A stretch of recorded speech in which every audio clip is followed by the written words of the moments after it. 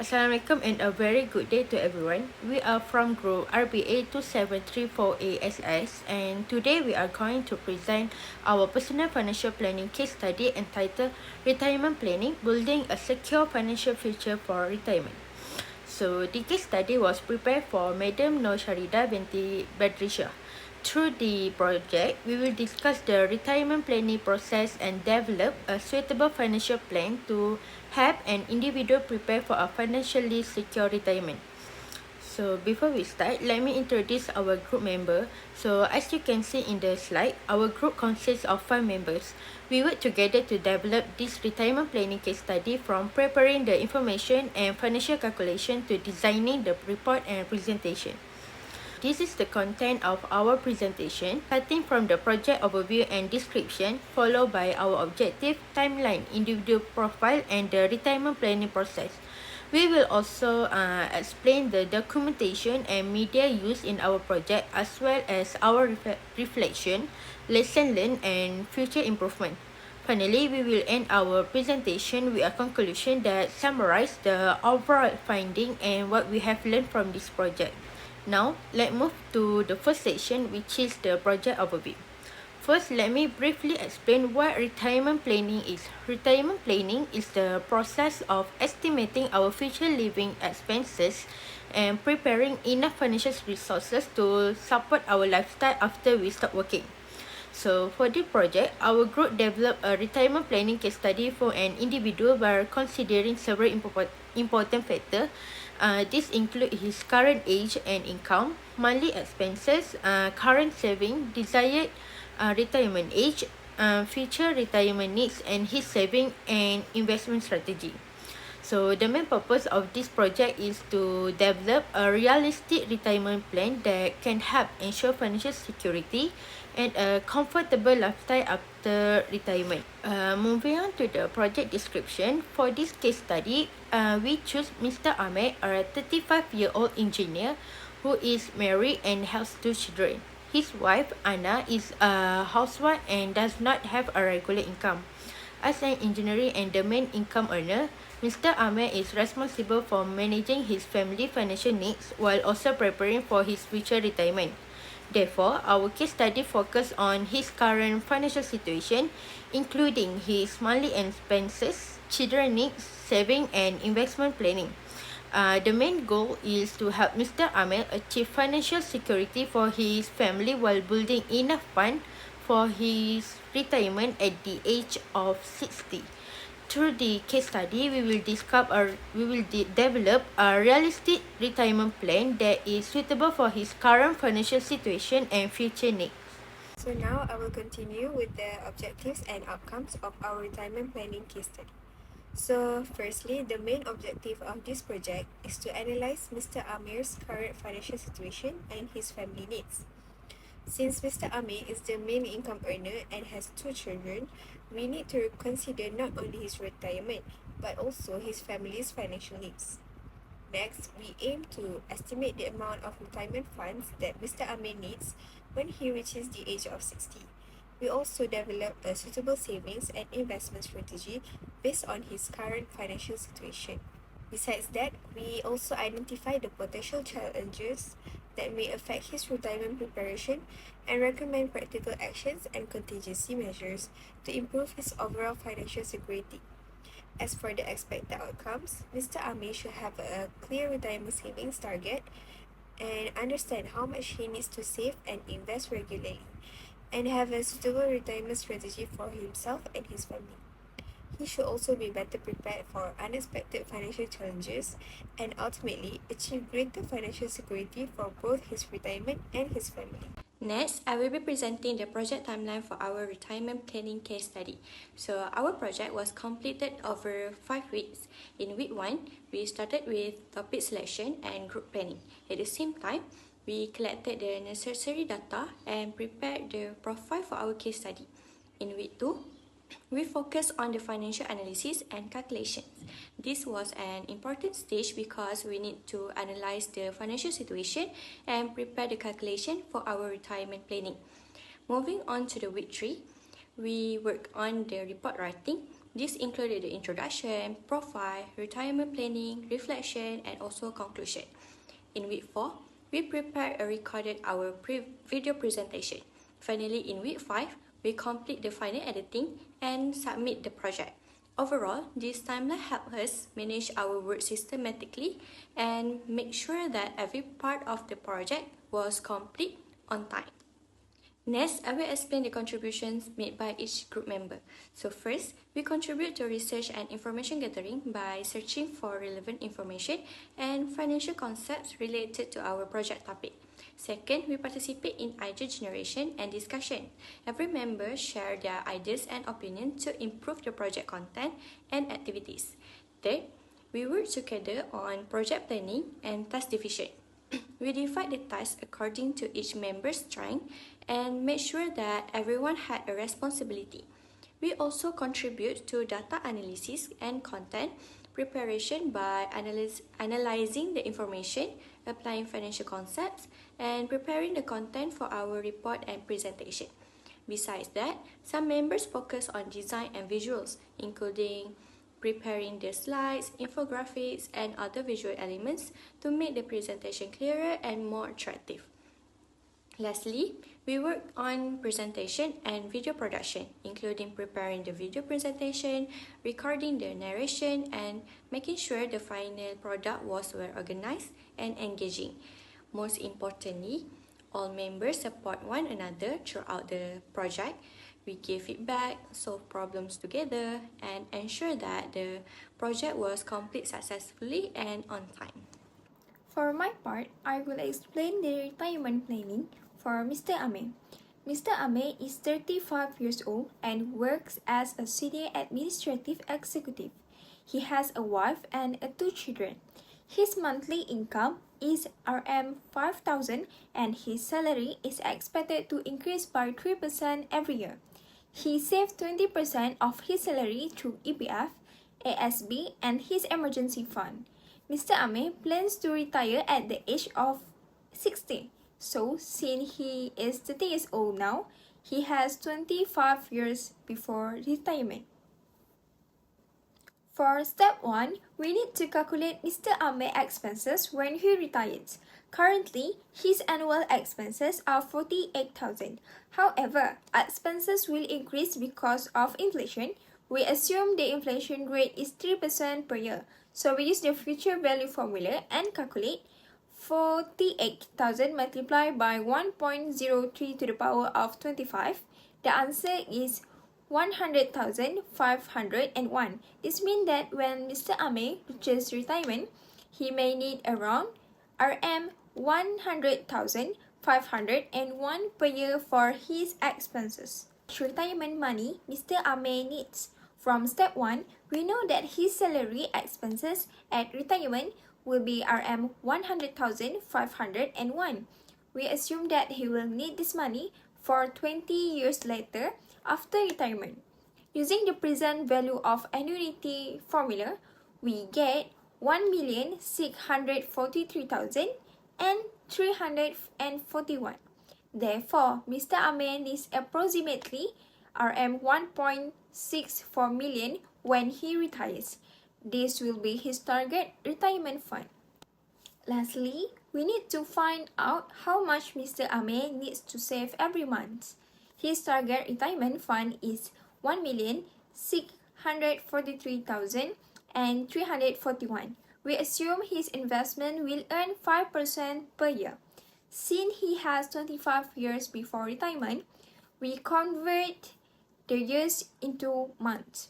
25 multiplied by 12 equals 300 months. After using the future value of annuity formula, we get approximately Rm 2,780 per month. Therefore, Mr. Ame needs to save or invest around 2,760 ringgit every month for 25 years to reach his retirement target. So, in simple terms, we need to calculate his future expenses, then calculate his total retirement fund, and finally, calculate how much he needs to save every month. So moving on to step 4, which is potential challenges. There are four main challenges, which is the first one is children's education costs. Mr. Ami has two children, which is Adam and Sarah, so he needs to prepare for their future education expenses. As education costs may increase over time, this could compete with the money that he has allocated for his retirement. Next, the second challenge is single income dependency. Mr. Amir is currently the main income earner while his wife, Mrs. Aina, is a housewife. So, if Mr. Amir experiences a loss or reduction in income, it could affect their household expenses and their children's needs and also his retirement contribution. The third challenge is inflation and rising living costs. Over the next 25 years, the cost of food, healthcare, transportation, and other necessities may increase. So, this means that Mr. Ami may need more retirement savings than what he initially estimated. And lastly, there is the risk of insufficient retirement savings. Although Mr. Amir currently saves 20% of his salary, his future retirement needs may increase significantly. If his investment returns are lower than expected or his contributions are not enough, he may not have sufficient funds to maintain his lifestyle after retirement. Next, for the actionable action that can be taken by Mr. Amir is Mr. Amir should separate retirement and education savings. Mr. Amir should create separate saving allocation for his retirement and his children's education. This can prevent education expenses from taking too much money away from his retirement funds. Secondly, he should gradually increase his retirement contributions. So currently, he allocates 20% of his salary towards EPF, ASB, and other savings. Since he received a 3% yearly salary increment, he can use part of the increment to gradually increase his retirement contribution. Thirdly, Mr. Amir should build a strong emergency fund. He should maintain around 3 to 6 months of essential household expenses. This is important because it allows him to handle unexpected financial emergencies without having to use his retirement savings. And lastly, he should review his retirement plan regularly, preferably every year. He can check whether his savings, investment, and retirement target are still on track. If his savings are not growing as expected, he can adjust his contribution amount or investment strategy. So finally, we have a step 6, which is contingency measures. So these are the actions that Mr. Amir can take if his original retirement plan does not go as expected. So first, he can delay his retirement. If his retirement savings are not sufficient when he reaches 60, he can consider working for a few additional years. This will give him more time to build his saving and also reduce the number of years that his retirement fund needs to support him. Secondly, he can increase his savings during financially better periods. For example, he can allocate bonuses, salary increments, or other additional income towards his retirement savings. This can help make up for periods when he is unable to save as much. Third, he can adjust his lifestyle and reduce unnecessary expenses if he faces financial pressure. During retirement, he can also consider downsizing his home or reducing other major expenses if necessary. Lastly, if he faces a job loss or unexpected expenses before retirement, he should use his emergency savings first instead of withdrawing from his retirement funds, such as EPF or ASB. This helps protect his retirement savings and allow them to continue growing for the future. Moving on to project documentation, this section highlights the important financial risks and the measures we identify in our retirement planning case study. So first, we identify several financial risks in 2024. These include insufficient retirement savings, inflation reducing purchasing power, unexpected medical and emergency expense, dependence on EPF and other retirement, and also increasing financial commitments. So to manage these risks, we suggested several measures to mitigate them. For example, increasing monthly retirement savings, diversifying investments, maintaining an emergency fund, reviewing insurance and medical coverage, and also reducing unnecessary debt before retirement. So we also identify emerging risks for 2025, such as the rising cost of living, increasing healthcare costs, investment market uncertainty, and a longer retirement period due to increasing life expectancy. Therefore, we propose several contingency plans for financial stability. These include maintaining sufficient emergency saving, reviewing the retirement plan annually, adjusting investment allocation according to risks, and preparing alternative income sources after retirement. So these strategies are important because retirement planning is not only about saving money, but also about preparing for unexpected financial changes. As you can see, this slide presents the visuals and media used to support our financial analysis. So on the left side, we have the monthly income versus expenses. The monthly income is 8,000 ringgit, while the monthly expenses are 5,500 ringgit. Therefore, the monthly surplus is 2,500 ringgit. This surplus shows that there is an amount available that can potentially be allocated towards savings, investments, or retirement planning. So on the right side, we have the retirement fund allocation.